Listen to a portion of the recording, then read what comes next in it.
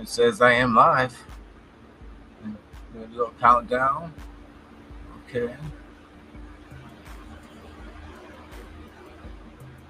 Okay, I guess we're live. Hey everybody, this is Conversations with Soup. Your mic is muted-ish. This is a long-time friend of mine. I think he's a very fascinating man. I'm proud to have him in my first interview, conversation. So everybody, welcome Ismael Bey. Soup, what's going on, family? My skeletons break it down on me, but I went to the cardiologist today. My heart's doing good, so good. I'm down 22 pounds this March. Good. So that's 40. That's 40 since January. Nice. Because the recovery, I blew up to like 280. So I'm like at 240 right now. So very good. Very good. Close up. Yeah, and I haven't even really been trying yet. I just cut the eating at night. Okay. And one thing Six used to always get on me was about fasting. So I've been trying to fast 24 hours, 1 day a week or fasting, intermittent fasting can be very healthy for you. Yeah. Because my father got his first cancer at 42. Yes. And I'm 55, so I'm considering myself blessed, even though I've had all these surgeries lately. So understood. It's and I'm blessed with a good group of friends, because I was thinking I gotta find one famous person. I was like, screw that. I know some pretty interesting people. I'll just start interviewing my friends. It's a way to catch up. And like I said, the conference, I'll be on YouTube if my daughters ever want to see me after I go. So absolutely, that's the plan with that. Yeah. And I want to know how. Okay, because the saying, the stereotypical, might be slightly racist, but they say the only way out of the hood is with basketball, football, rap, or music or drugs. Right. And you went to the Navy. That's right. Yeah. And were you Muslim before you went to the Navy? I was a 5%er before I went into the Navy. That's a branch of Islam. A 5%er. Aren't the 5%ers the ones that can do the illegal stuff and they're allowed? They run the prisons. There are a lot of them in prison. I know that. From basically just TV, but. Yeah. What's the main different rules between 5%er and a regular Muslim? Yeah, the 5% origin kind of comes from the founder. His name was Clarence 13X Smith, or Father Allah. He was a member of the Nation of Islam. He was a lieutenant in the Nation of Islam during Malcolm's time. Okay. And then he had left the Nation of Islam in the 60s, and he started his own organization in New York City. And that's where the 5%ers come from. So the 5% Nation, or Nation of Gods and Earths, they're a branch of a spinoff of the Nation of Islam, but they have their own language, their own mathematics, and they're youth oriented. They're really into dealing with the youth. And I was 12 years old when I picked up that information. That's kind of like when Wu-Tang talks about the Asiatic black man. And that's correct. That's Wu-Tang. That would be Jay-Z's a member. A lot of Rakim, of course. Eric being Rakim. Yeah. Like that. He's number one on my Rushmore. Yeah, exactly. He's one of the legends. Exactly. Kind of just use the culture to kind of change the game. So you went to the Navy. What did you do in the Navy? I was on the Admiral staff. So I worked on the Admiral staff. I was what you call in boot camp. I was what you call a recruit chief petty officer, or RPOC. That means that I was the person who kind of led the class and got them through graduation. From there, I got selected to be on the Admiral staff once I got to my station. Oh, nice. The USS Midway, and I worked on the Admiral staff for years. Yeah, cause I tried to get in the Navy when Pat went to the Air Force. Okay. Yeah. You know, something my mother did before I wanted to drop out of high school, had me Mm-hmm. psychiatrically evaluated Mm-hmm. and put me in the psych ward. It was like a week. Mm-hmm. And you know, you go in your physical and they ask that question, if have you Right. been in the hospital more than 24 hours? Mm-hmm. If you lie, it's a, you know, you know, they discharge you, they Yeah. fine you. So Mm-hmm. I wrote that down, Mm-hmm. and because of that, you know, because I'm a big boy, was an athlete, AC has that. Yeah, he's definitely a They, big boy. Yeah, he was. Yeah. they went through the psych part, and they're like, no. So my recruiter was like, Chris, he was like, come back in 18 months.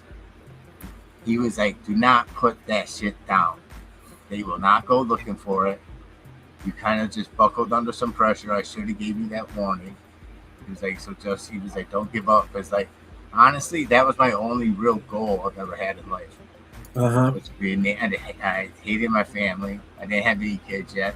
I had Uh-huh. to make a perfect candidate to go, you know, Right. go play G.I. Joe. Yeah. Yeah, and then in that 18 months, my daughter was born. Okay. So that totally had to pivot. Yeah. And, you know, that street life pays pretty well, pretty easy. Right. And I was worried, all I wanted was to give her the things I didn't have. So, Mm-hmm. you know, things happen. I never got to go reapply. Right. Life But gets to life in, you know what I yeah, mean? I want it, you know. But the way my feet are and my body is built, I don't know. I thought my feet would get me disqualified automatically. Like, they got really high arches and they kind of lean over. Yeah. But no, it was that. I was like, Mm-hmm. great. So I don't like. I don't hate. I celebrate. You Yeah. know, people, you know, they're like, oh man, fuck that. He made That was one of the outlets to get out of Syracuse, right? Was the actual military. You know, in the environment that we come up in. I know we went over the options of kind of what they give you, but the military was one of those options too, to get out. And for me, I had to get out the country. You know, I didn't want to be in America. Oh, So my dude, first couple of years, I was over in Asia. I wanted to be a SEAL. Okay. Mm-hmm. You know, I like I said, I had no one to care about. I wanted to be that guy. They wanted something done. I wanted to be that guy that when they got it done. I wanted to retire from the military. Then, you know, get in private security or become a cop. Right. And retire and have 2 pensions. Uh-huh. And live the fat life, but that never happened. But Understood. my wife makes a pretty good salary. My life ain't that bad. I can't complain. Very good. Yeah, it's all a blessing for me and you to be here. You know, I mean, you're one of the rare people that can actually sit down and do an interview with me and actually know me for over 40 plus years. You know. Yeah, and So it's not like I just knew you through, you know, Hovis, you know, being my neighbor, the Wright family. Right. And Herb, of course, and Dungeons and Dragons crew. Exactly. You know, like when I tell people I play Dungeons and Dragons, they're like, "What?" I'm like, "Yeah, I made some lifelong friends playing Dungeons and Dragons." Yeah, exactly. That was our escape, right? There wasn't no internet, so well, if I wasn't there, I was out playing sports or something. Right? Yeah, you was in the basketball court. Exactly. You know, it was just, you know, Kirk Park or one of the parks. Yeah. Yeah, I was one of the only white boys that could play down Kirk Park. That's true. Exactly. You had a ticket to the cookout. Yeah, I've had it. I've had a ticket to the cookout. Well, I had help. My brother-in-law Rucker was a black man from Mississippi, born or raised in Detroit. Mm-hmm. He went to the Air Force. Yeah. And became a computer engineer in the 70s. Mm-hmm. You know, and he was like a second dad to me. Right. And if I had like any questions, like when I have questions about you, did I step over the line? Right. Exactly. Yeah. For example, I asked him one day, I was like, Rucker, I was like, don't take this the wrong way. I need to know this. I was like, do you prefer to be called African American, black, colored? I was like, what? I don't know. I don't want to get it wrong. He was like, African American is just another white man's label. he was like, color is a slavery term, Chris. It's very offensive. I was like, okay. He was like, I like to be called black because black stands for power. I was like, okay, you a black man then. So no, I've always gone by that.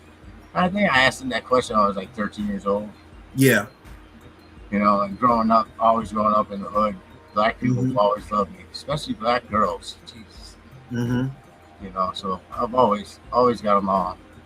And it was just, it's kind of funny because it was my own family that were the scumbag criminals in the neighborhood. You know? So I tell people, I'm like, I said, yeah, I know a couple bangers. I know a couple street guys, but mostly all the black people I know are smartest people I know, you know, are more influences than, you know, friends. So right. I kind of come off with not like I want to be black, but I feel like I got a slight touch on the black mentality. Because Rucker shared a lot of stories with me that, you know, growing up when he grew up was, you know, bad because I was like, okay. So I mean, you always felt never missed a beat just being around us growing up, you know, whether it was with, you know, my cousins that lived across the street. I had multiple cousins lived across the street from y'all, but whether, you know, I was with Jesse or Jaquan or with the Boyds and stuff, always in a comfortable environment, you know, no matter just knowing you growing up, always you know, comfortable being around. Yeah, and before I moved to the South Side, my first friend in kindergarten was Richard Frazier. You know, Lonnie Frazier, Tom Frazier family. So, like, even before I moved to the South Side, and like Pook had my back, I had like one of the toughest guys in the city. You know, his mom was my crossing guard my whole elementary. Yes. You know, and then I moved to the South Side, and then they lived over on Marguerite for a while. Moved on the South Side, around the corner. Yeah. So right I've always, Marguerite. You know, I've always been more comfortable, I guess. Yeah. I know history, and it's very bad for white people. Like, I'm not like, I tell people I'm all tattooed up. I had to wear long sleeves because the green screen on this camera was actually picking up the green in my tattoos. Oh, okay, got you. When I use OBS, that never happened. So I was like, okay, I'll wear long sleeves. I was like, I'll just your tattoo sleeves would have had you looking like the Invisible Man. Yeah. And I joke around and tell people, I was like, oh, I'm ashamed of the white skin. I wish I had my dad's complexion. You know, because my dad was, you know, half Onondaga, half French, and my mom's Scottish. And like I've always said, thank God for my dad's side of the family and my friends. Because the rest of my family. Right. I almost stole that route though. Almost. Let's say clear though. I never ended up in prison. That's good. Yeah, that's good. So, but no, now you go from the Navy to the Nation. That's right. Yep. That was how that transition went. I went from the Navy to the Nation because while I was in the Navy, I went to go see Minister Farrakhan, and I took 8 of my friends with me. So it was a total of 9 of us. We were in San Diego, and I went. I took my friends because I'd heard about Minister Farrakhan, but I was overseas, so I hadn't met him or you know, seen him in live. Okay. And this was around like 1988. So I got a chance to see him and took my friends, and they identified that we were military people. I guess because we didn't have jerry curls. You know what I'm saying? This is in the 80s. So a group of people walking out, I guess we stood out like a sore thumb, all being clean shaven. That's actually one thing I like about the Nation. The militant, you know, all in unison. Look. Yeah, we're like ready-made FOI, you know, Fruit of Islam. You know, modern day Black Panthers, basically. Right. So for us pulling up, they were like, "Where you from?" I was like, "I'm from Syracuse, New York." You know, and everybody gave where they was from and stuff. They was like, "Well, You know, you here for the message? Or, yeah, we here for the message. They sat us in a special area. And we didn't know this, but Minister Farragut had a special message for military people. And he had us up there in this specific area. And then he just turned and started talking to us. And get out of her Navy and get out of her military. And you need to be fighting for your people and blah, blah, blah. He just had this whole powerful message for us. And we thought it was magic. Like, he's talking to me. And he literally was talking to us because we were sitting in the section that they put us in, not knowing it, you know.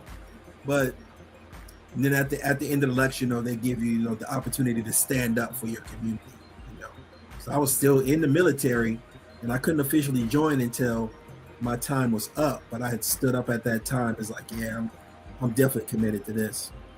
Yeah, Rutgers made the statements from being in the Air Force that the military is no place for the black man. Yeah, you can't control who you're fighting. They make you fight enemies that aren't your enemies.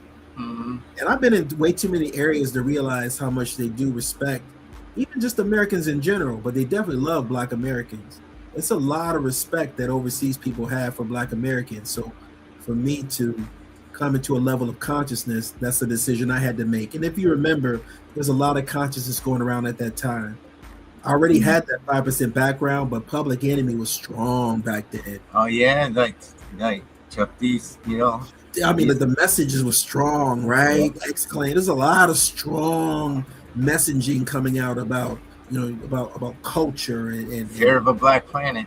Exactly, right? So that came out real strong at that time in '88, you know. But that's why they put gangster rap up in front to push it. To push it in the background. Exactly. They needed to offset it. That energy was getting too strong, so they needed another energy to push it this way. To offset it. Yeah. I've read the articles about there's supposedly a meeting of record officials, and they were talking to private prison owners. Mm-hmm. And the prison owners were telling them to push the you know, West Coast, you know, gangster rap. Right. You know, it's going to make more criminals. It's going to put more black, including with the CIA and other agencies who were promoting that type of you know message. They needed to change and put a message out there. Yeah. I honestly believe I'm surprised.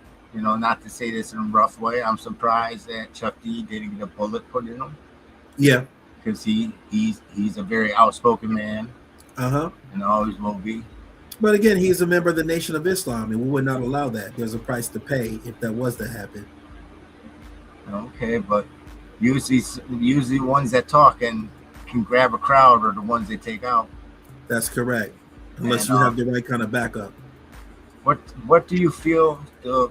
One of the conspiracies I do believe is Jackson had something to do with King's shooting. Yeah. That I forget, the people without the ties were not the targets. People with the ties were the targets, something like that. And Jesse didn't have a tie. That's correct. Yeah, that was being revealed by my direct teacher, who was Steve Coakley. Steve Coakley is the person who brought that to the world. No, like, I'm not trying to be offensive to anybody, but he was a scumbag for that. Yeah. You know, and he promoted the term African American. In 1986, when I graduated, I was black. When I graduated, I go overseas. I come back, and there's a new term being applied to me that I never even heard of before. So in those 2 years of me leaving high school, leaving Henniger, going overseas, coming back in 1988, that's when Jesse Jackson promoted a whole new term that I never heard of that was trying to be applied to me, and I rejected it. I never used that term. When I asked Rucker that question, he was like, not all black people are from Africa. Right. He was like, there's black people in South America. He's like, there's black people in this country. And I told you, when I did a timeline research throughout history, and it says, you know, the Onondagas, the Iroquois popped up 700 AD. Yeah. But before then, a Mississippi culture. Yeah, Mississippian culture, exactly. I figured that must have been mostly a black culture. Well, the Mississippian culture kind of connects. That's what connects South America to the North American regions, right? Because that Mississippi region, that's the mound builders. So wherever you see those mounds at, you can just follow the trace of the mounds, and that's the Mississippian culture. Okay. Okay. And I know Florida Seminoles are dark skinned. They are, and many of them are mixed with African people, but there are also some naturally dark indigenous tribes in those areas. Just like Onondagas are mixed with not French, because Iroquois is a French word. That's correct, and a lot of the French were coming from Canada, and a lot of the merging of the Mohawks and the different tribes of the Onondaga. Exactly. Well, you might not believe this, but it's fact. My grandfather was born 1877. He had my dad when he was 63. Wow. Okay. My dad had me when he was 36. So just in 2 generations, I can go back to 1877. Exactly. That's a strong bloodline because of the length of them living. But he left the reservation, and when he left the reservation, being Indian, Native American, whatever you want to label it, sure, was just as bad as being a black man. That's correct. So he married a French woman, changed his name to Harrison Cleveland Warner. Okay. And pretended to be a Frenchman. Was a bare knuckles fighter. Okay. My dad would have to go to church to do his homework. Yes. His father believed teachers got paid to teach in school. Kids were supposed to play when they got home. He had some odd ways of thinking. What city was he raised in? What city was he in? Syracuse. He was in Syracuse. Lower Lodi area. Okay. Lodi area, Syracuse. He was one of the first employees like at Raleigh Steel. Okay. My Warner side of the family has a strong, long time tie to Raleigh Steel family, the original Raleigh Steel. But other than that, there's not. My daughter's done all the genealogy and all that, and because he left the reservation, that's good. Well, he left the reservation and changed his name. There's nothing to go on after him. Yes. So it stops at him. There's nothing else, and she thinks that he had another family on the reservation before he left the reservation and married my grandmother. Gotcha. So I know my history just by word of mouth. Yeah. And my daughter did she wanted to know exactly how much everything she was. Yeah, absolutely. No, every child, the most profound question that you can ask is, who am I? And her, having a PhD in psychology. Very proud of her. I've seen her growth and just her getting a degree and everything. That's amazing. Absolutely. Salute. Her Trump cost her job at the University of Minnesota. Okay. Cut her funding. Okay. Her funding deals with the LGBTQ community. And on like suicide issues and stuff like that. If I'm allowed to say that word, on a lot of issues. And she was one like the first to get cut. Got it. But then she's out in Fremont, California. Yes. She was working for Meta. She made the first round of layoffs, but got cut the second round layoffs. Okay. But she got 6 months pay and 18 months insurance as a severance. Got it. So right now she's like, busy doing what she does. Yes. I try not to bug her. But yeah. And then my youngest just graduated from Oswego. Yes, I saw that too. Absolutely. So, yes. 3 for 3. Can't complain. And it's another running joke. People ask me, how your daughter's so good. I was like, they kind of fear me, which might be a bad thing, might be a good thing. And I said, I had children with a black woman with strong family roots. Because her side of the family go deep. Yes. And they're big time Catholics, so I don't care too much about Yes. So it made a good combination. Good exactly. So, and I see your daughters are living their best lives. Yeah, my youngest one. She just left 2 days ago. She's up in Reno right now with my wife and my. She's getting all acclimated. That's my youngest one. So all four of them gone to college, and yeah, just very very fortunate. You know, I don't come from that environment, but we try to do the best we can and make sure you select the right kind of, environment to support them. Well, academia is very consuming. Yes.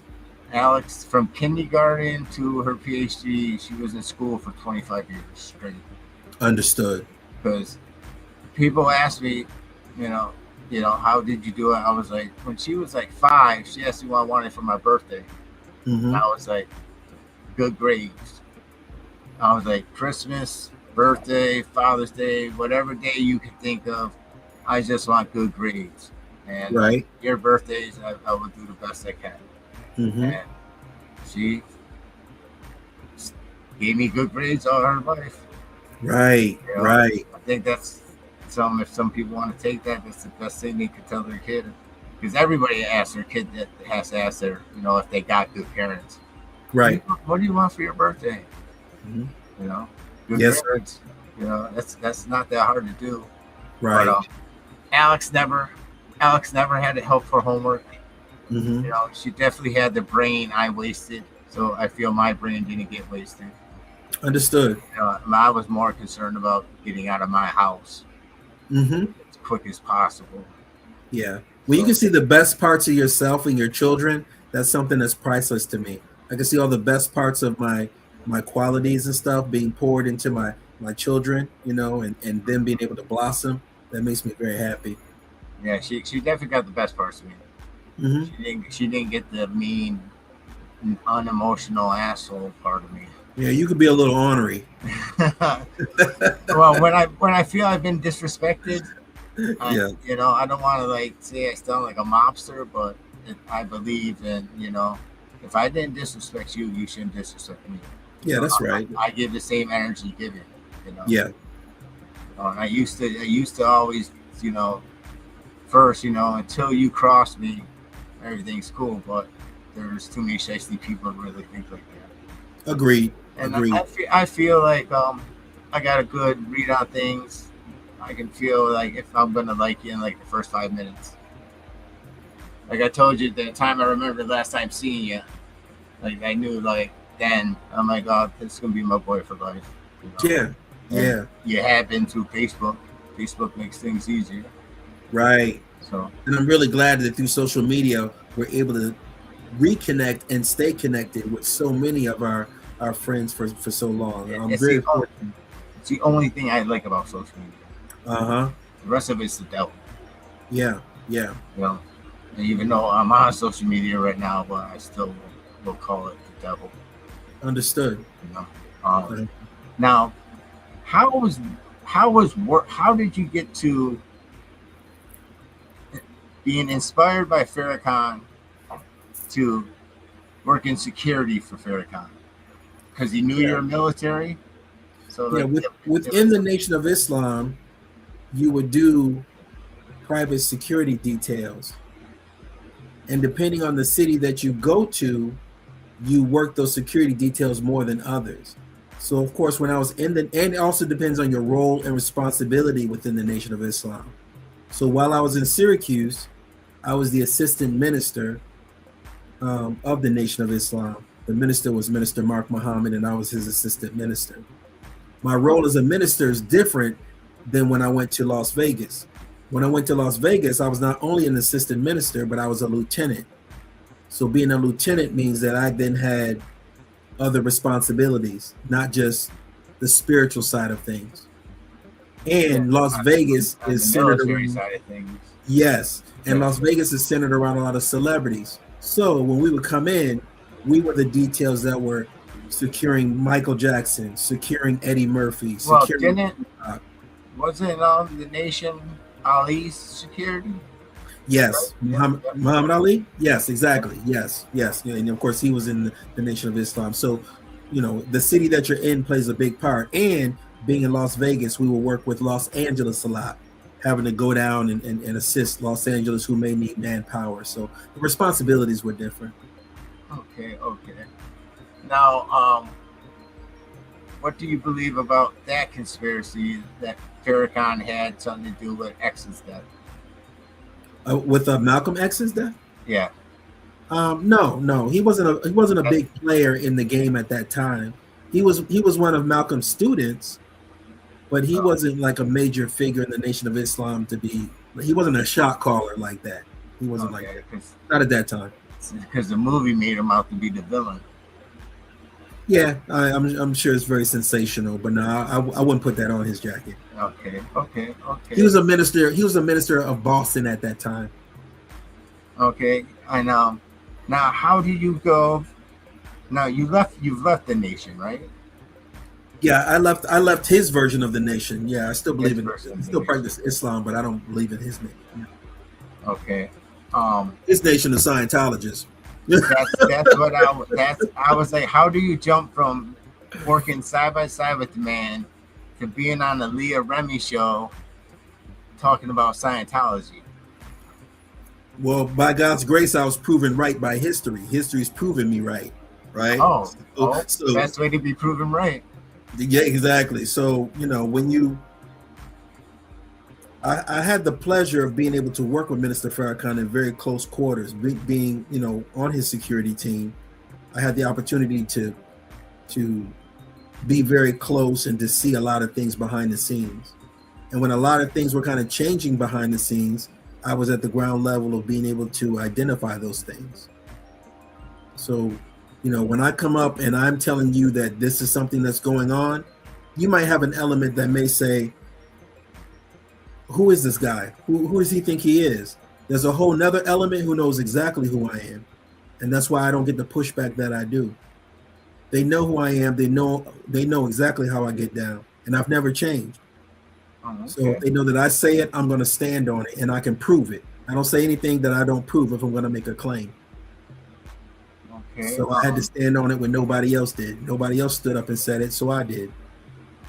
So you said earlier you didn't follow the way your daughters with college and everything. So all your history teaching self-taught, your own research?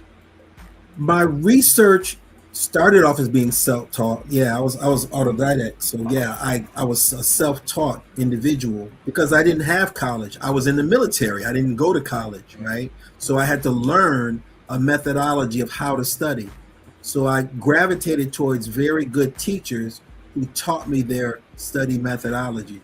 That's what I applied. I ended up going back to college and getting my degree, but I was already well established before I even went back to college, Oh, okay. So you're like considered one of the leading experts against Scientology, I would take it? Correct. That's how I got on that program, right? Because like I said, when nobody else was standing up to do it because they didn't know about it, I was the person who brought that to the public. So what goes through your head when you get the call, hey, you want to be on the Lisa Remy show and talk crap about Scientology? I think anybody who knows me also knows that me living out here in Las Vegas, I was a executive casino host for over 25 years. Yeah, I was going to get to that next. Yeah. So and the reason, and we can get to that, but me being around celebrities mean nothing to me. Those are somebody that I deal with every day for that was my career before I retired from that. So I wasn't impressed. What I asked was, and respectfully, I asked her, because she called me, her team called me and then they gave her the phone and we were talking. I was letting her know that I need you to come forward with this information. I can't come on your program and not have anything on my plate without you bringing proof of what you're saying to me on this phone right now. And while she was on the phone with me, she said, check Twitter. And I checked Twitter and she put a post up about her paying Nation of Islam members for their courses in Scientology, her giving them loans, and her wanting her money back from the loans that she gave them. She put that logo on Twitter. I said, "Oh shit!" I remember. Roll with that. I remember because I used to love her from King of Queens. Yes. And I remember when she came out when she first left Scientology. Yes. And that didn't see what it turned up to. And that's sneaky. Yeah. So I her saw doing you. that I was like, time, I was like, yeah, I can come on your program because that means that she was really about that work, and I can only deal with people who are really, real about it.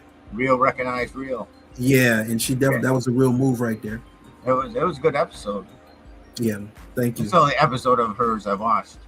Okay. I'm grateful. Thank you, family. Well, I wanted to know. I've always, don't take this the wrong way. I'm not shooting at any in particular religion, but um, two people I envy the most. People that have 100% solid faith, because Yeah. I don't, Mm-hmm. and people who can run marathons. Understood. If I worked a couple miles down the street, I'd be like, honey, take the car. I'm gonna run to work today. Uh-huh. Like when I'm out driving, I see people on long runs. I feel like being like, but like I don't hate. I celebrate. I'm like, I don't know how my wife did it. My wife used to run marathons. She did full marathons, half marathons. She got medals all in our hallway that comes up upstairs. She got God bless medals her. all in the cases and stuff. I was like, I don't know how you did it. 24, 25 miles. Like, that's crazy. Like I would love to be able to do that. Yeah. I don't want to call it jealousy or envy. It's just like if I can't do it, I respect it. Understood. Because I was naturally, good at any sport I tried. Yeah. So but skateboarding, I never could get down with skateboarding. So skateboarding is something I get mad respect for. Uh-huh. I can't do it. Mm-hmm. So now you go from, you weren't down in Naples, right? Napoli? Yeah. Yep. I lived down in Naples, Florida. Mm-hmm. Or you working in a casino down there?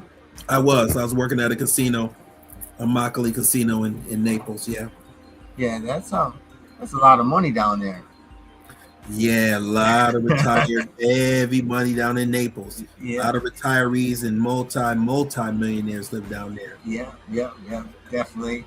And then you move out to Vegas. Moved back to Vegas. And was like running a casino floor like it is in the gangster movies. In Las Vegas, when you're a Las Vegas casino host on the Strip, it's one of the most powerful positions that you can have because it's a very coveted position. Mm-hmm. Very few people can be qualified to actually do it. And when you can do it for 5 years, 10 years, 20 years, you become a real OG in that. You become a very powerful figure. So yeah, it's definitely something mob-like about it. Two people know everything that go on in Las Vegas: prostitutes and casino hosts. Well, when we drove in 2016, when me and my wife drove to Vegas to get married, my boy Stan runs a sushi place in the Cosmopolitan. Okay. Yeah. It's supposed to be like the top sushi place around. Uh-huh. And like he told me, he was like, after you guys get married, swing by. I told him my daughter, her boyfriend, her fiance was with us. Yes. Me and my wife. He was like, swing by. I got you. Mm-hmm. Stan grew up around a Hawaiian kid that lived on Randall. Okay. Mm-hmm. And we go to his restaurant. He like brings out a $400 sushi plate. Gives it to my kid and her husband. Mm-hmm. My wife is kind of like bugging out, like this isn't in my budget. I'm like, gee, I know, don't worry. This is, I had to have Stan come out and explain to her. I was like, my group of friends are tight, and she was amazed about. She was like, really? Yeah, I got a tight group of friends. So it was a good night. Yes. I don't like sushi. Stan brought me out these chicken wings. Okay. Because the people that ran sushi places was going to open a chicken wing joint. Yes. So they were the best chicken wings I've ever had. Yeah. Okay. Uh-huh. So it was a good night. Yes. But she was like she was kind of in panic mode for a minute. Yeah. You get a peek into a whole different level of service. You know what I mean? And he put me at the best table. He treated me like, a VIP. Yeah. And I'm like, they comp people who spend money all the time. He's gonna. That's right. Comp it. He's just gonna comp this. He took care of it. Made it. Put the cherry on the cake of the wedding day. It was a good time. Yes. But my daughter and son-in-law, go to Caesars. Yeah. They stayed off the strip. We're at the Mirage. Okay. When we're riding Mirage, I'm in line with Conor McGregor. Okay. That dude's this big. Yeah. Oh, yeah. Two big Russian dudes. Okay. I thought they were gonna be Irish, but unless they were talking Gaelic, they sounded more Russian to me. And like when I got off the, because I'm not impressed by celebrities. Yeah. And when I got off the elevator, I asked my wife, "Did you know who that was?" I was like, Conor McGregor, and that's when he was fighting with Dana White. Okay. Yeah. He bought a ticket to the show. Remember that time? Yeah. Him and Floyd are very small. They're very. Small. Me and my wife celebrate, party all night for a wedding. Get a late call. We can tell them can a late wake up call. Everything's good. I get a call from my daughter at 9:00. Dad, our car got stolen. Oh, snap! We just laid down to go to bed. And I was like, "Oh, we'll be there." And we had to go. His parents bought him all new camping equipment because that's the summer before she was going off to Ohio State. Yes. They were doing a cross country trip, and they met us in Vegas for my wedding. My daughter was my best man. Okay. So we had to go pick them up from the hotel, pack their stuff, right. Throw one big cooler out to make room, had their dog. We had to go to a rent-a-car place, and while their parents were sending the Walmart the order to pick up for all the new camping stuff. Yeah. I went into the rent-a-car place and it was packed. And I'm strung out, tired. I'm like, I'm next. I said, I'm sorry. I just got married yesterday. Everybody's, oh, congratulations. I was like, we're up all night celebrating. My daughter's, and her fiance's son's car got stolen. I need to rent a car. I need one quick. And they were all so polite and like, go next. And like, my son-in-law was looking at me like, damn. I call when I demand attention sometimes. You just got to call for it. Like, true. So true. Our problem, I thought, was a little worse than anybody else's problem in there. It was air conditioned. They were comfortable. Yes. But then we tried to drive home. We started driving home. We just stayed at this little motel, side of the road motel in Utah. Okay. Man, I've never seen Beaver, Utah. I've never seen a more whiter place in my life. Utah's a beautiful state, though. It's like a different planet. No. Utah's different. Dude, because when I asked the guy at the motel, it was a guy from India at the motel. I was like, do cars get stolen out here? He was like, do you know where you are? Right. I was like, not really. We just eat. Yeah, they're allergic to crime in Utah. Yeah. But when we woke up in the morning, the next day, there were so many cars. There was no one there when we got there. But when I woke up, there was some big mountain bike event going on. There was cars in every parking spot with mountain bikes on top of them. Oh, wow. Yeah, we had to drive around mountain bikers.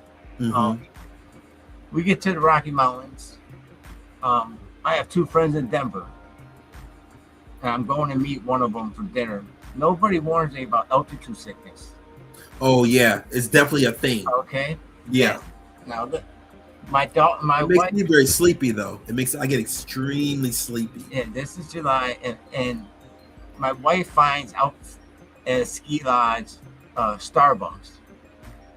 And we get out the car, and I was like, whoa. And like my wife turned around, I leaned up against the car like a movie scene, like, I just married this woman, and she can't see me like this. And I'm like, lead the way. I'm like, wow, and standing up. She turns around, I do it again. She gives her coffee, and we're coming out. She's like, if you drive through the mountains, I'll drive the rest of the way home. If you drive to Denver. I was like, oh my God. I was like kind of scared for my life, but like I had to man up. Like I said, this woman I just married. Right. So, but no, the truckers that fly through the the Rocky Mountains. Yes. Oh my God, it's scary. Skills. So now after we switched and I'm doing this, I'm putting in my head, I'm driving 81 South, I'm going to Florida. I'm driving 81 South, I'm going to Florida. You know? Also, my wife takes out her camera. Look at the monstrosity of these mountains. I'm like in my head, like, can you please? I'm trying to get us home alive. Right. Can you please? And I meet up with my boy Brandon at the pizza shop, and I tell him all that. And he goes, "Yeah, the big story in the news is there's a family of 5 in the hospital that a truck ran into." Oh. Because through the Rocky Mountains, they got the truck runoffs. Yes, they do. I saw a bunch of those. Yeah, they do. I would have really liked to enjoy that ride as a passenger and not the driver. Yeah. So I've been more panic stricken in my life. Yeah, it can be very, exactly. It takes skills. It really does. And then we go from Denver to Syracuse in 30 hours. Okay, y'all making good time. My wife promised. She gave me through the mountains, I'll get us home. Right. And if we get to like the New York state line, I'm like, babe, Alex went to Fredonia. I can drive this route in my sleep. Let me do it. She's like, no, I promised. I promised to get you home. Kept her word. Yeah, kept her. And then in between Buffalo and Rochester, she's like, who put these mountains in New York? I'm like, babe, there's no mountains.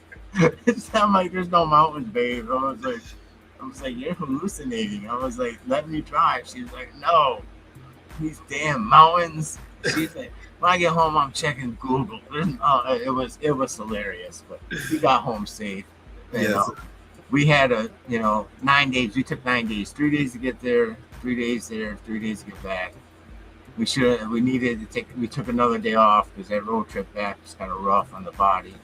Right. But we did not get in one fight the whole road trip there and back. So I figured, we'll probably get in a lot of fights in life, but whenever we get fights, I think of the road trip. That's right. We had an adventure of a wedding, and a lot of my friends saw it online.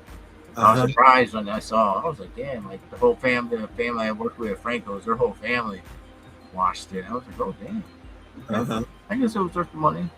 Oh, I love that Vegas dry heat. It hits different, right? You got to get used to it and stuff. But yeah, once you get conditioned to it, it felt so good on my bones.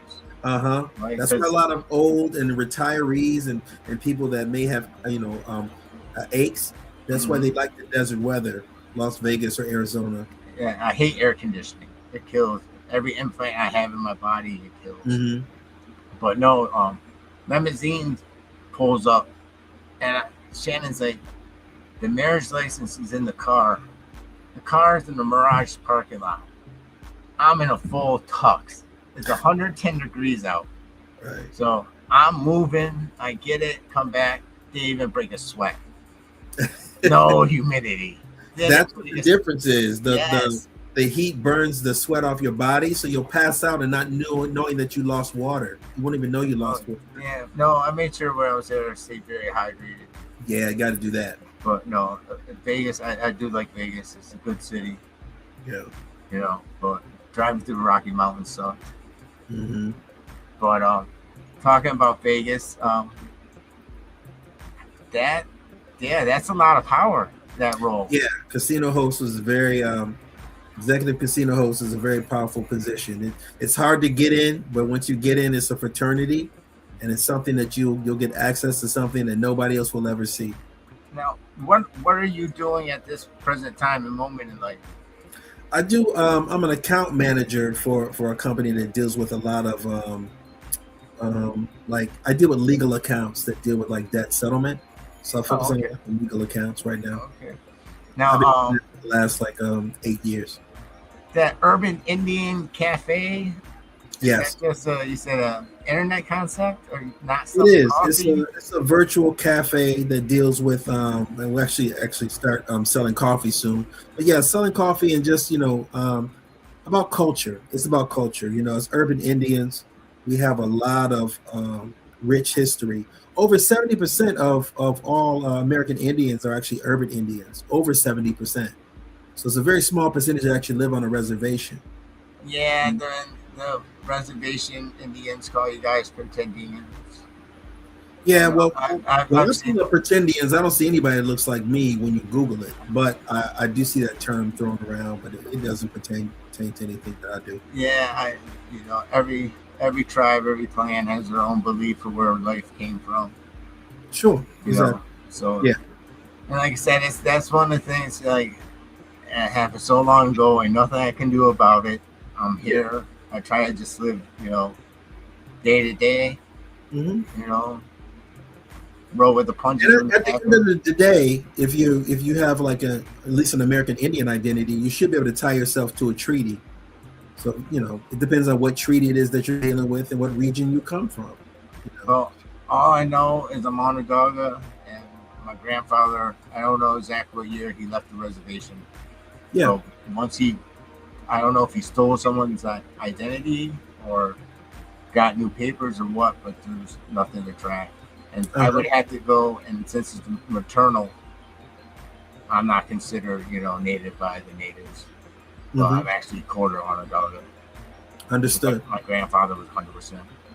Yeah. And it's why I can't grow a full beard.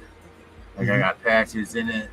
Yeah. I got these thin ass eyebrows, the high cheekbones, the slanty eyes. I haven't been smoking. That's I have some native features, but Yeah. I do have my mother's pale ass white skin.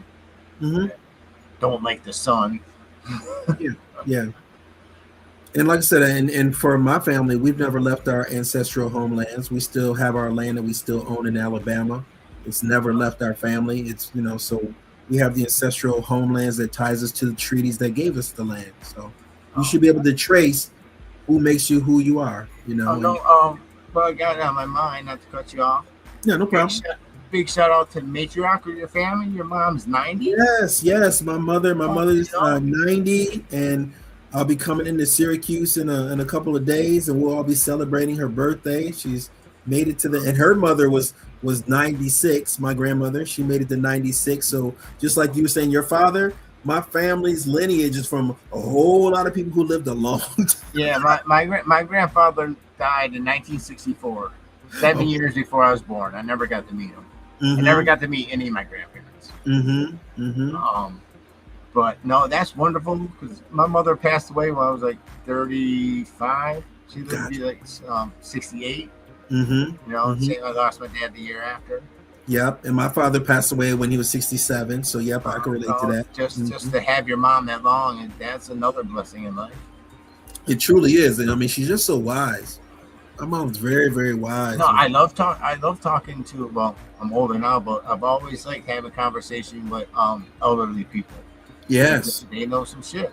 They do. They've seen it all, right? They've gone through so much. Well, my mother used to do a lot of community things. That's how I got into community things. She used to do a lot of community things with Miss Boyd. So they would do things like they did the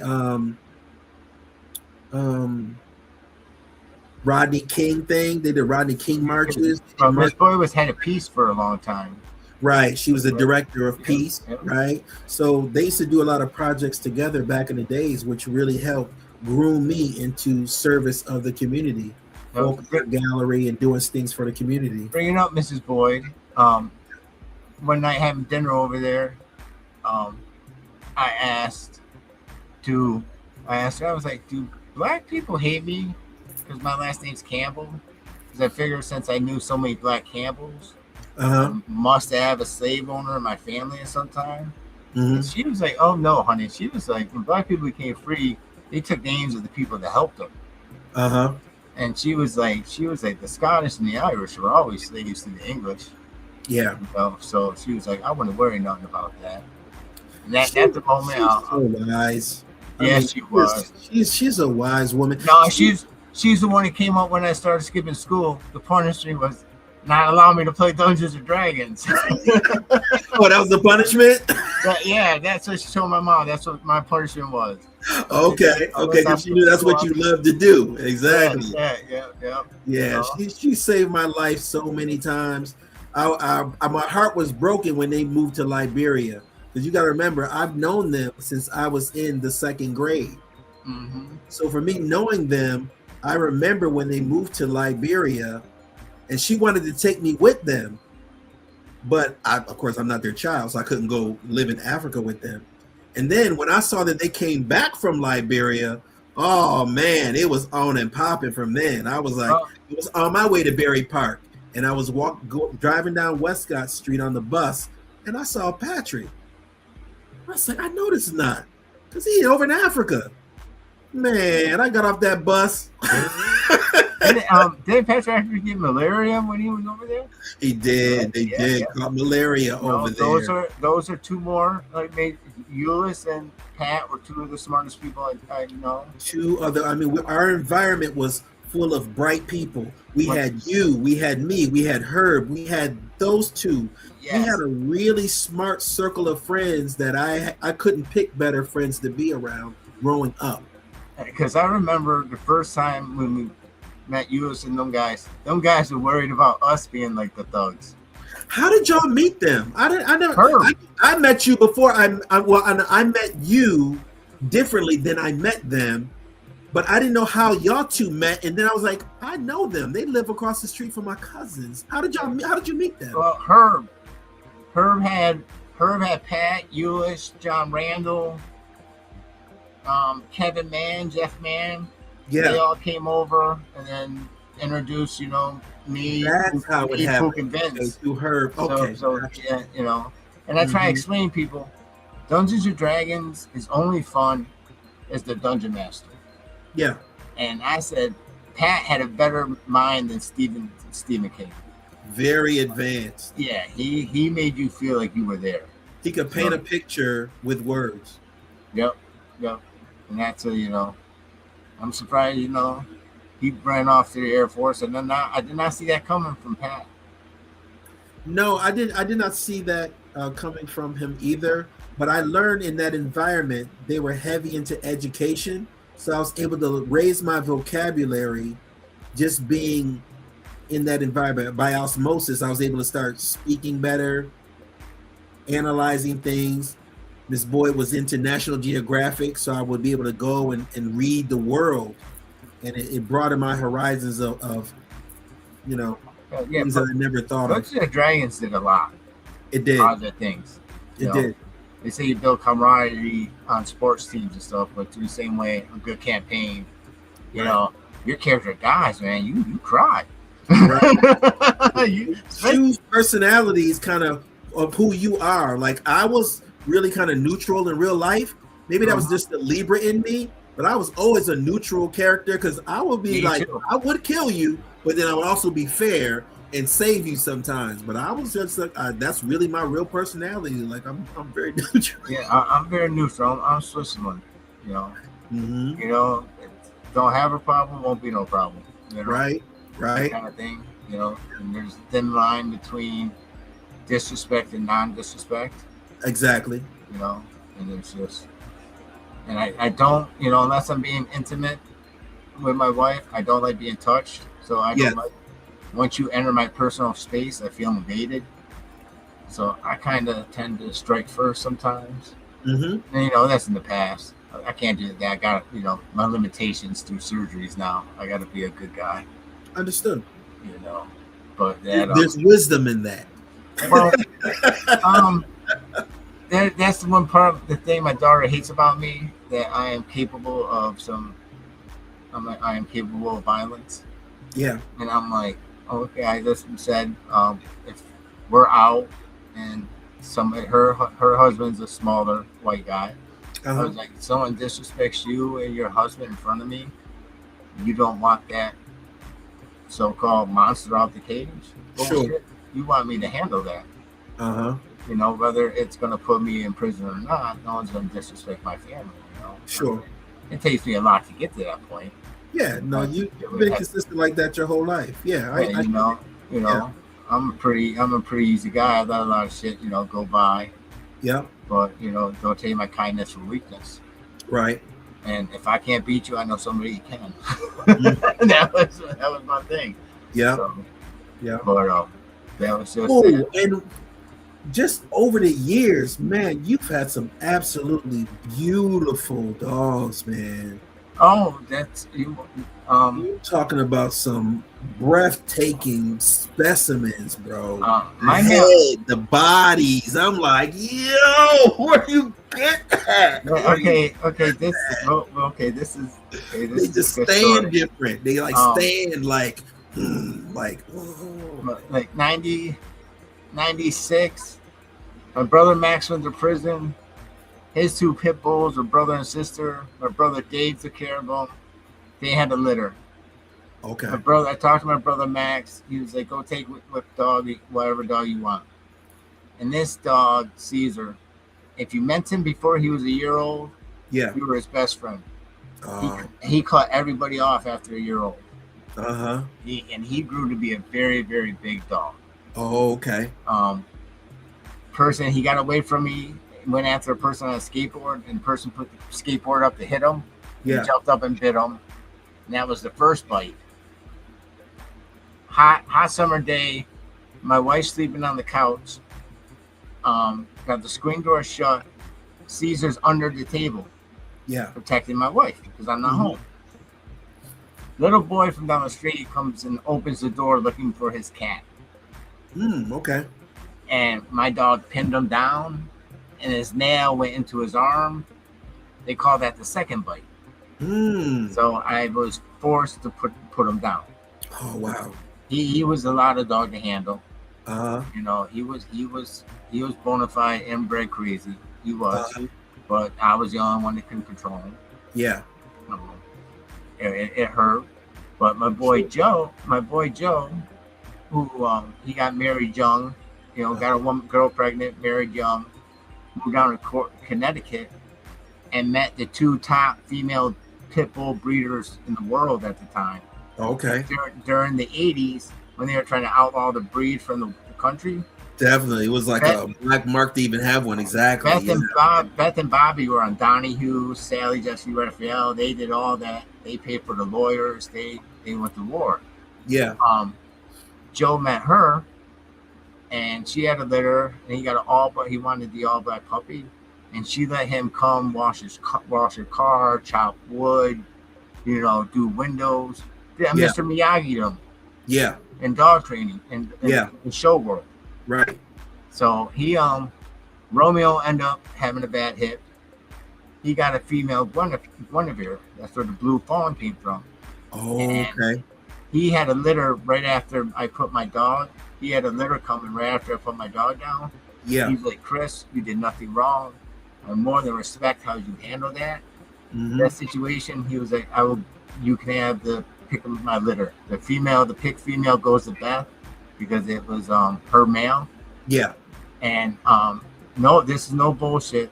My first dog, Blue, was related to the dog in Little Rascals. Oh, okay. Okay. You know, we can take Petey. I'm related to Petey. All the way back. Okay. Yes. And she got those three males, one female. So the female goes. I took Blue. Blue was a show quality dog. Right. So we got his championship on him. His sister Willow was the fastest pit bull to get her grand championship, and this is the UKC, not the AKC.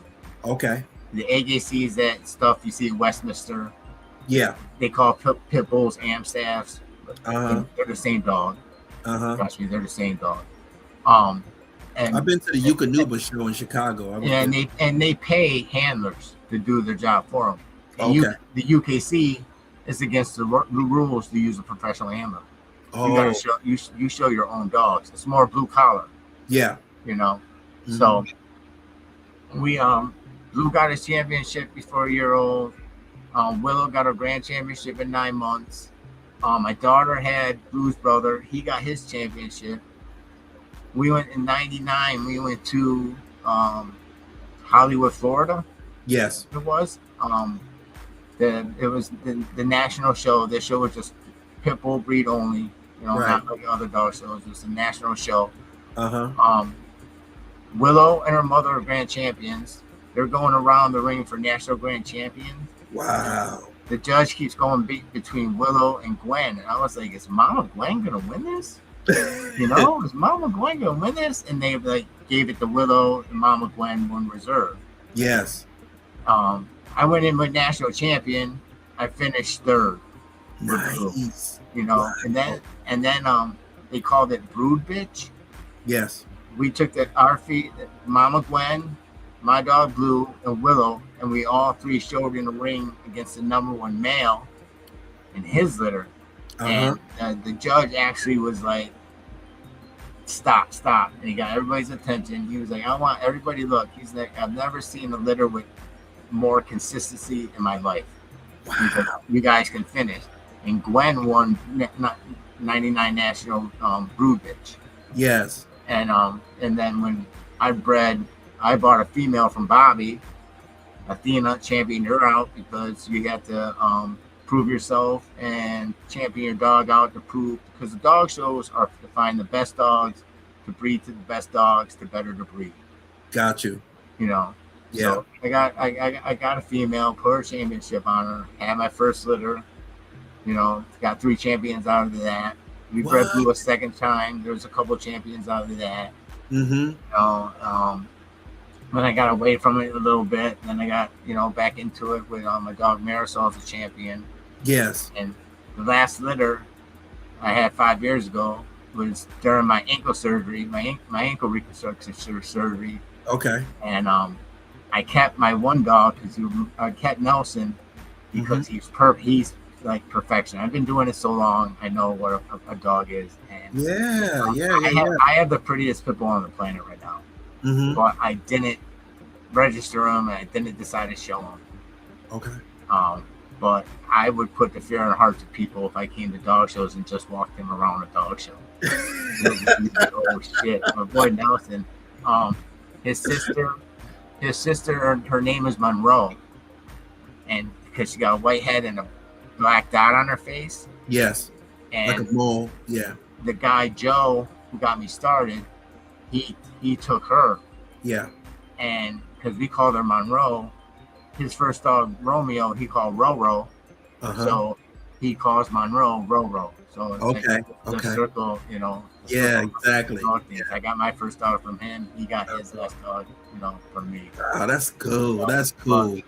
They're specimens, man. They look beautiful. I'm like, look at that, man. I mostly just traveled all up and down the East Coast to show the dogs. We, did it. We were poor at the time, young, doing it, cheap as possible.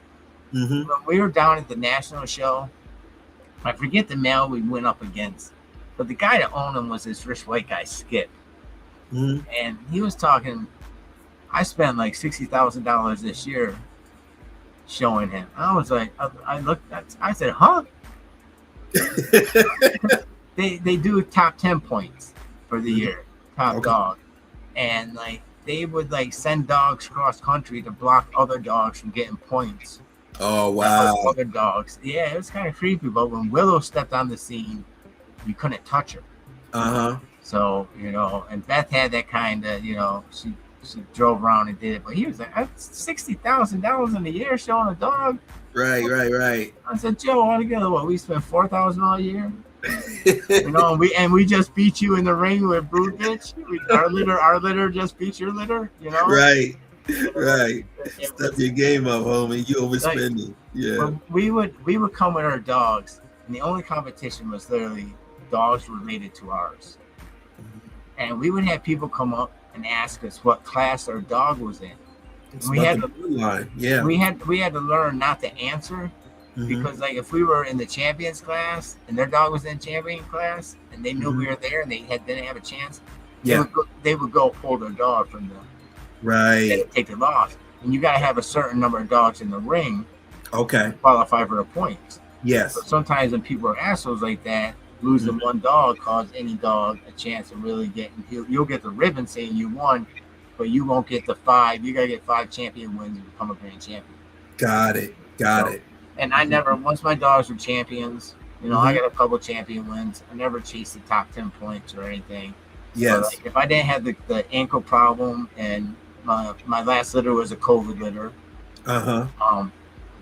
you'd see me everywhere with Nelson. Understood. Dude, and I think I can become social media famous with that dog. He's so pretty, but he's Amish. Every time he sees a camera, yeah, he nope, he'd be in the perfect pose, and you like pull the camera out, and nope.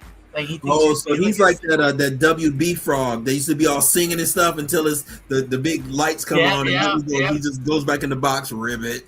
Okay, got you. He'll jump towards you, like not try to knock the phone out your hand.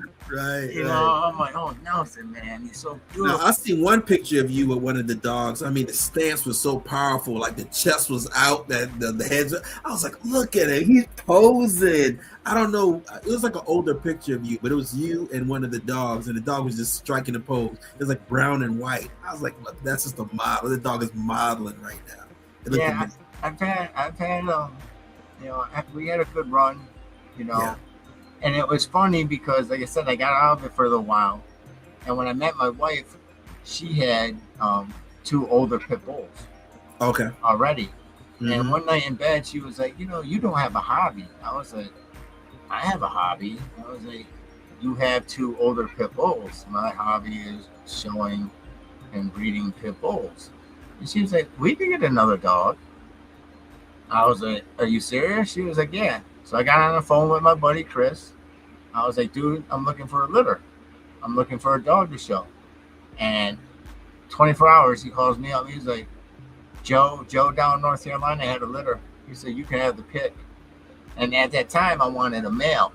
But when he sent me pictures and the litter was born, and this dog was the color and then the diamond on the back of her neck was like the same as my firstborn from my first litter. Okay. So she looked just like him, and that dog went to Pookie. That was Pookie's first dog for me. Oh, okay. I didn't know he was into that. I think that's the big dog you're talking about. Okay, probably so. His movement was perfect and everything. It was an older picture. Older picture. So I was like, yeah, we'll go with her. We grabbed her, and then my buddy Chris, who was Joe's brother, that was in the dog show thing with us.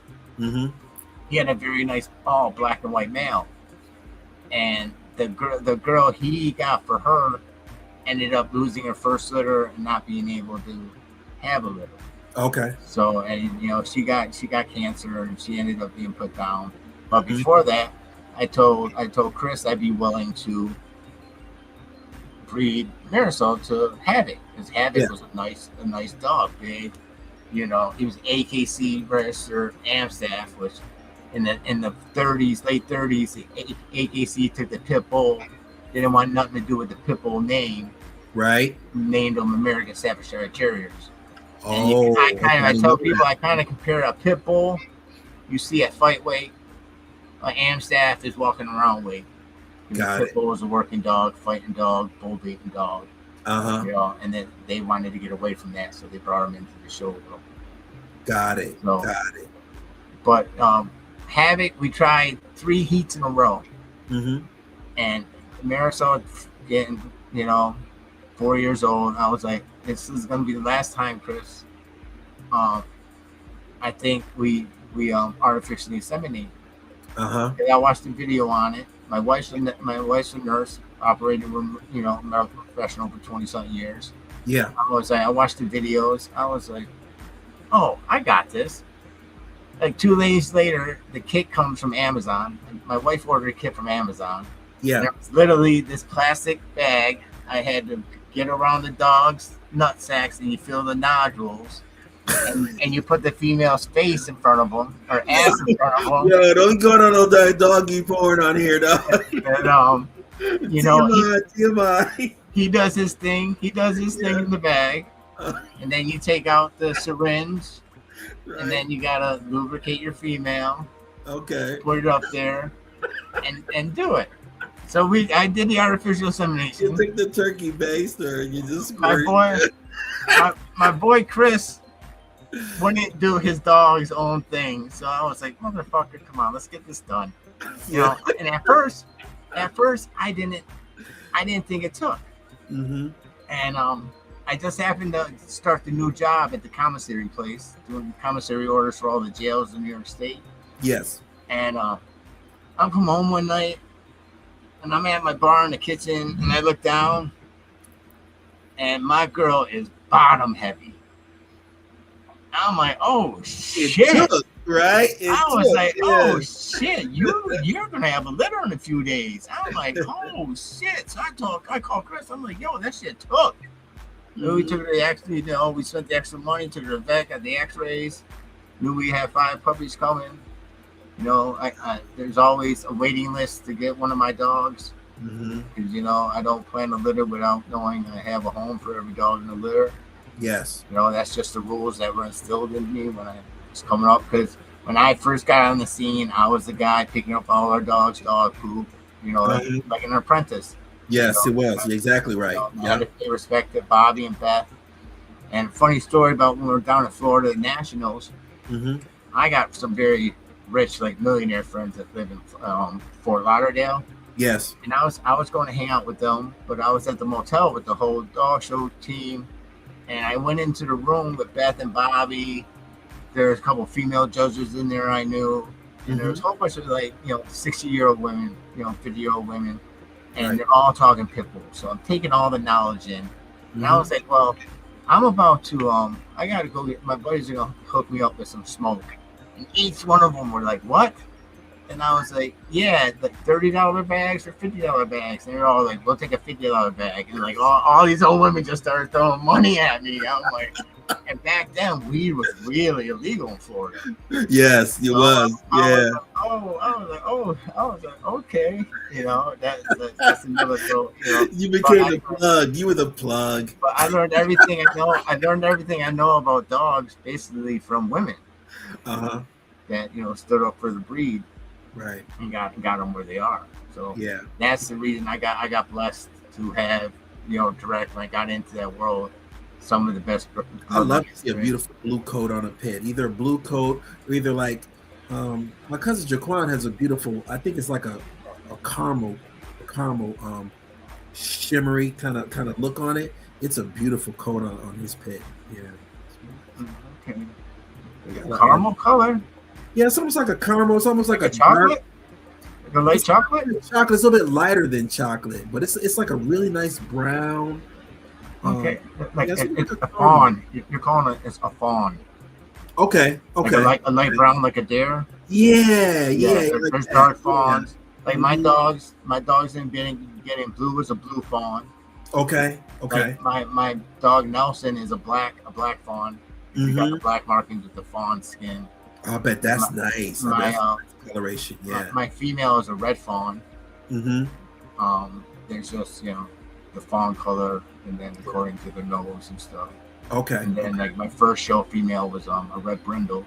And my first litter. Nice too. Yeah, I produced a blue. I bred a blue fawn.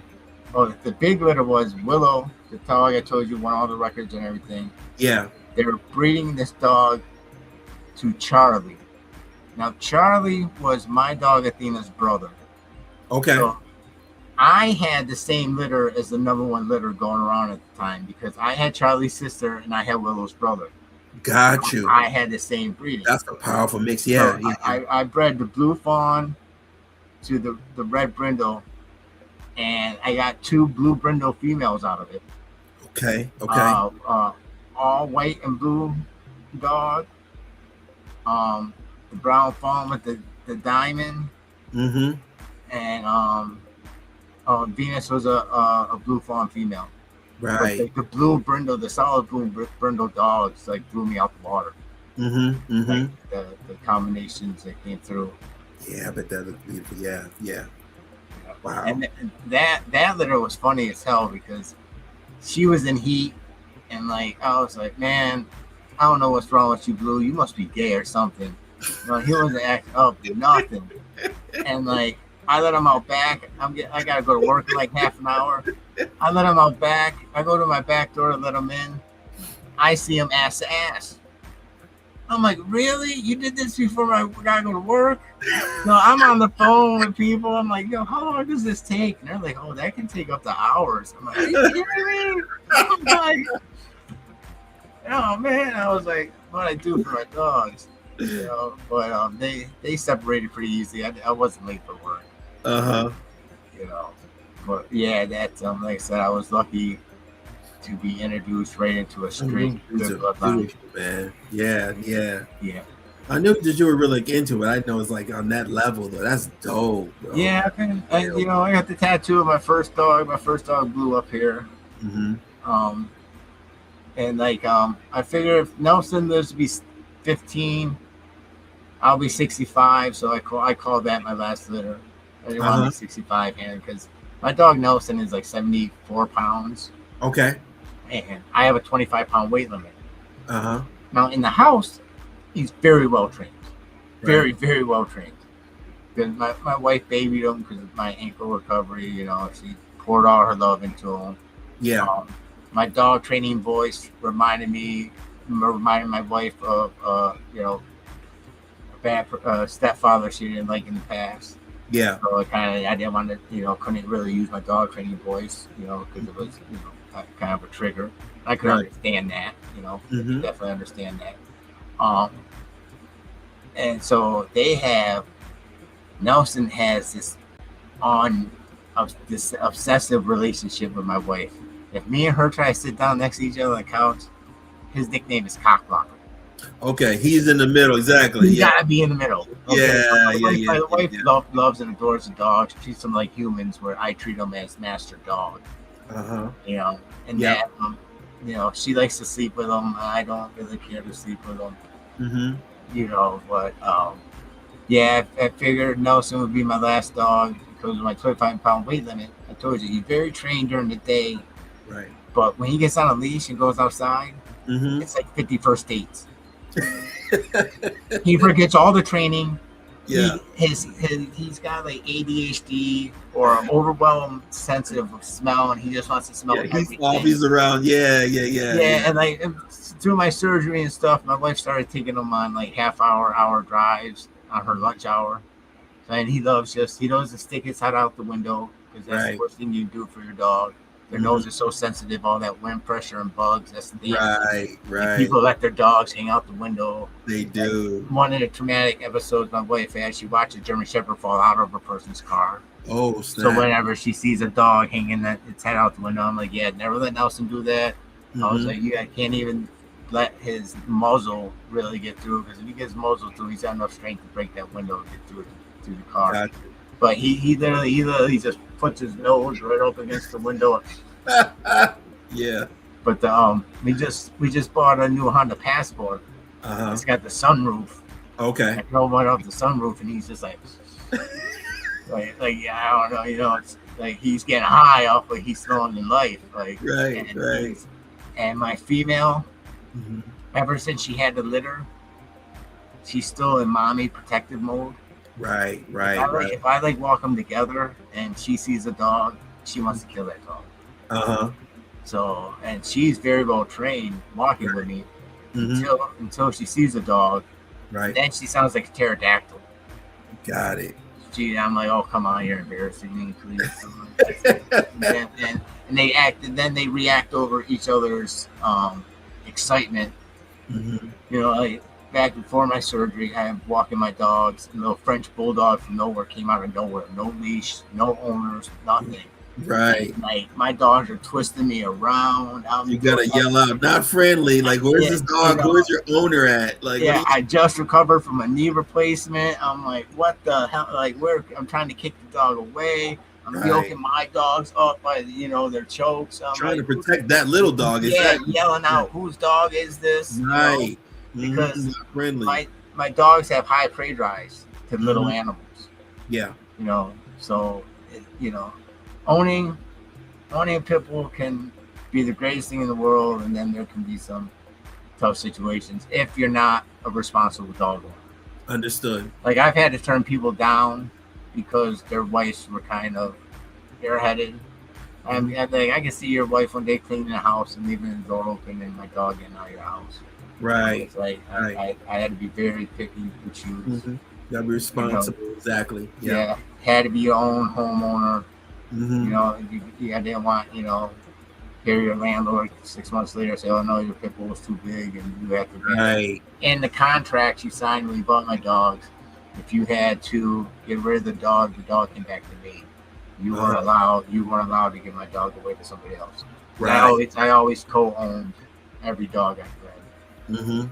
just in case the perfect dog I wanted to breed rights to the dog. Understood. So and then I had that litter with my boy Jim. My roommate Jim took Venus out of my first litter, and she was my top show dog.